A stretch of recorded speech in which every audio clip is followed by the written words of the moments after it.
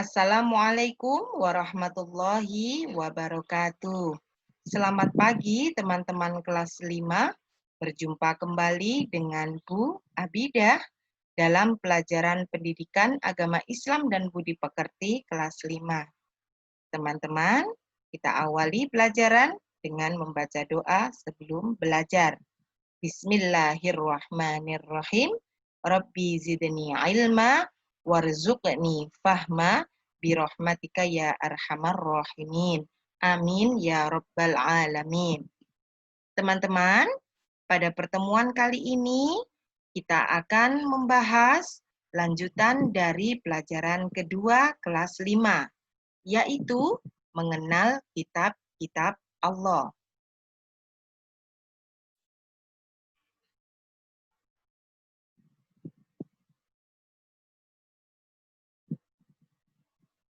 Teman-teman, pada rukun iman ada tentang beriman kepada kitab-kitab Allah. Beriman kepada kitab-kitab Allah merupakan rukun iman yang yang ketiga. Coba kita ingat-ingat kembali lagu rukun iman. 1, 2, 3. Rukun iman ada 6, 1 percaya Allah, 2 percaya malaikat, 3 percaya kitab, 4 percaya Rasul Allah, 5 percaya hari kiamat, 6 percaya takdir Allah, qada dan qadar Allah. Ya, beriman kepada kitab-kitab Allah merupakan rukun iman yang ketiga. Maka setiap muslim wajib percaya kepada kitab-kitab Allah. Apa artinya beriman kepada kitab-kitab Allah? Artinya adalah kita percaya dan yakin bahwa Allah telah menurunkan kitab-kitab suci kepada para rasul untuk disampaikan kepada umat manusia. Teman-teman, perintah beriman kepada kitab-kitab Allah terdapat dalam Al-Quran Surah An-Nisa ayat 136. Bismillahirrahmanirrahim. Ya ayyuhalladzina amanu aminu billahi wa rasulihi wal kitab. Aminu billahi wa rasulihi wal kitabil ladzi nazzala ala rasulihi wal kitabil ladzi anzala min qabl. Wa man yakfur billahi wa malaikatihi wa kutubihi wa rusulihi wal yaumil akhir faqad dhalla dhalalan ba'ida. Artinya, wahai orang-orang yang beriman, tetaplah beriman kepada Allah dan Rasul-Nya Muhammad dan kepada kitab Al-Quran yang diturunkan kepada Rasul-Nya, serta kitab yang diturunkan sebelumnya. Barang siapa ingkar kepada Allah, malaikat-malaikatnya, kitab-kitabnya, rasul-rasulnya, dan hari kemudian, maka sungguh orang itu telah tersesat sangat jauh. Teman-teman, pada surah An-Nisa ayat 136 ini disebutkan jelas bahwa kita sebagai muslim tidak boleh hanya beriman kepada Al-Quran saja. Namun, kita diwajibkan juga beriman kepada kitab yang diturunkan sebelumnya. Nah, berarti sebelum Al-Quran ada kitab-kitab suci yang diturunkan oleh Allah kepada rasul-rasul sebelum Nabi Muhammad. Untuk apakah kitab-kitab itu diturunkan kepada para rasul?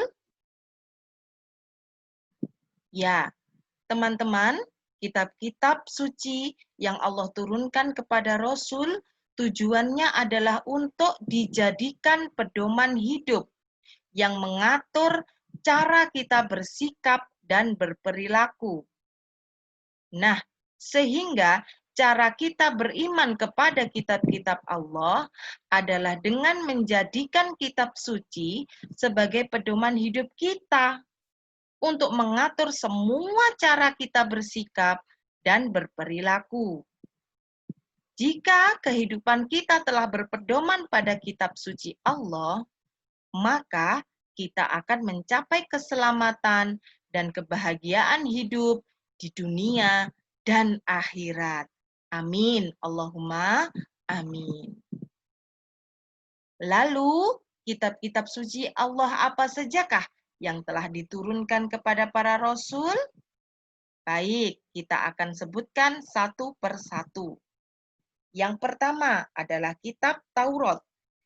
Kitab Taurat diturunkan kepada Nabi Musa. Setelah kitab Taurat, Allah turunkan kitab Zabur. Kitab Zabur diturunkan kepada Nabi Daud. Setelah kitab Zabur, Allah turunkan kitab Injil. Kitab Injil diturunkan kepada Nabi Isa. Setelah kitab Injil, Allah turunkan kitab Al-Quran yang diturunkan kepada Nabi Muhammad. Teman-teman, ini adalah perbandingan dari seluruh kitab-kitab Allah. Yang pertama, kitab Taurat. Kitab Taurat diturunkan kepada Nabi Musa. Lalu selanjutnya kitab Zabur menyempurnakan kitab Taurat diturunkan kepada Nabi Daud. Selanjutnya diturunkan kitab Injil menyempurnakan kitab Zabur diturunkan kepada Nabi Isa. Setelah itu kitab Al-Quran diturunkan untuk menyempurnakan seluruh kitab suci yang pernah ada dan diturunkan kepada Nabi Muhammad. Kitab Taurat diturunkan pada abad 12 sebelum Masehi. Selanjutnya, 200 tahun kemudian, Allah turunkan kitab Zabur pada abad 10 sebelum Masehi. Selanjutnya, 1000 tahun kemudian, Allah turunkan kitab Injil pada abad 1 Masehi. Lalu, 600 tahun kemudian, Allah turunkan kitab suci Al-Quran pada abad 6 Masehi. Kitab Taurat diturunkan di daerah Israel dan Mesir. Kitab Zabur diturunkan di tanah Kanaan. Kitab Injil diturunkan di Yerusalem dan kitab Al-Quran diturunkan kepada Nabi Muhammad di kota Mekah. Kitab Taurat berbahasa Ibrani. Kitab Zabur juga berbahasa Ibrani. Kitab Injil berbahasa Yunani, sedangkan kitab Al-Quran berbahasa Arab. Nah, teman-teman, sebagai umat Muslim, kita akan membahas tentang kitab suci kita, yaitu kitab suci Al-Quran. Kitab suci Al-Quran diturunkan di Gua Hira, di kota Mekah. Dikenal dengan peristiwa Nuzulul Quran. Nuzulul Quran terjadi pada tanggal 17 Ramadan, yang biasanya kita peringati setiap Ramadan datang. Peristiwa Nuzulul Quran ini terjadi saat usia Nabi 40 tahun. Dengan diturunkannya Al-Quran kepada Nabi pada tanggal 17 Ramadan ini, maka itu sebagai penanda bahwa Muhammad telah resmi diangkat menjadi Nabi dan Rasul. Pada usia berapa? 40 tahun. Teman-teman, tahukah kalian kitab suci Al-Quran yang pertama kali turun adalah surah apa dan ayat berapa? Ya, surah yang pertama kali turun kepada Nabi Muhammad pada peristiwa nuzulul Quran adalah surah Al-Alaq ayat 1 sampai 5. Kita ulangi. Surah pertama yang diterima Nabi Muhammad pada saat nuzulul Quran adalah surah Al-Alaq ayat 1 sampai 5. Nah, setelah Al-Quran semuanya turun, Al-Quran terdiri atas 30 juz, 114 surah, dan 6.666 ayat. Masa turunnya Al-Quran adalah selama 22 tahun, 2 bulan, dan 22 hari. Al-Quran adalah kitab suci terakhir sebagai penyempurna kitab suci sebelumnya. Dan Al-Quran ditujukan bukan untuk golongan tertentu, tetapi ditujukan bagi seluruh umat manusia. Sehingga Al-Quran adalah rahmat bagi seluruh alam, atau kita sebut dengan rahmatan lil alamin. Kitab suci Allah seluruhnya, kitab Taurat, Zabur, Injil, Al-Quran, berisi tentang ajaran terpuji. Ajaran terpuji kepada siapa saja? Nah, ajaran terpuji pertama adalah kepada Allah. Bagaimana ajaran terpuji kepada Allah? Seluruh kitab suci Allah mengajarkan tentang kita wajib beriman, menyembah hanya kepada Allah. Tidak boleh menyembah kepada selain Allah. Seluruh kitab suci Allah mengajarkan ajaran tauhid, yaitu hanya menjadikan Allah sebagai satu-satunya Tuhan yang wajib disembah. Ajaran terpuji selanjutnya adalah ajaran terpuji kepada diri sendiri. Allah dalam kitab sucinya mengajarkan kepada kita, memerintahkan kepada kita agar kita merawat diri sendiri, menyayangi diri sendiri dengan menjaga kebersihan, dengan menjaga kesehatan,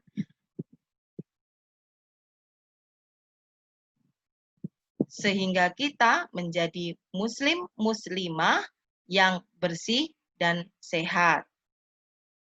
Selanjutnya adalah perilaku terpuji kepada sesama manusia. Kita diwajibkan oleh Allah berperilaku baik kepada sesama manusia. Dilarang berperilaku kasar dan jahat. Kita semuanya harus berperilaku baik kepada sesama manusia. Ajaran terpuji selanjutnya adalah ajaran terpuji kepada alam sekitar. Baik, teman-teman. Coba kamu sebutkan, gambar berikut ini menunjukkan ajaran terpuji kepada siapa? Ya, gambar ini menunjukkan ajaran terpuji kepada Allah. Kita wajib menyembah hanya kepada Allah. Selanjutnya, gambar ini menunjukkan ajaran terpuji kepada sesama manusia. Sesama manusia berwajah sopan, berwajah santun, berwajah ramah, saling sapa menyapa. Selanjutnya, ini juga termasuk ajaran terpuji kepada sesama manusia, yaitu saling tolong-menolong. Gambar ini menunjukkan anak yang sedang memotong kuku. Dia membersihkan dirinya dari kuku-kuku yang panjang dan kotor. Maka ini adalah contoh ajaran terpuji kepada diri sendiri, yakni merawat kebersihan diri. Gambar ini juga menunjukkan anak yang sedang berdandan rapi, hendak sekolah. Nah, gambar ini juga menunjukkan ajaran terpuji kepada diri sendiri. Tunjukkan bahwa kamu adalah muslim-muslimah, anak-anak yang selalu berpenampilan bersih, rapi, dan sopan. Selanjutnya, ini adalah menunjukkan ajaran terpuji kepada alam sekitar, yaitu merawat tanaman, menyiram bunga, membersihkan lingkungan sekitar. Itu semua adalah contoh ajaran terpuji kepada alam sekitar. Gambar ini adalah contoh menyayangi sesama makhluk Allah, yaitu merawat atau memelihara hewan. Hewan peliharaan disayangi, bukan disiksa. Nah, ini juga adalah perbuatan berpahala, yaitu perbuatan terpuji kepada alam sekitar.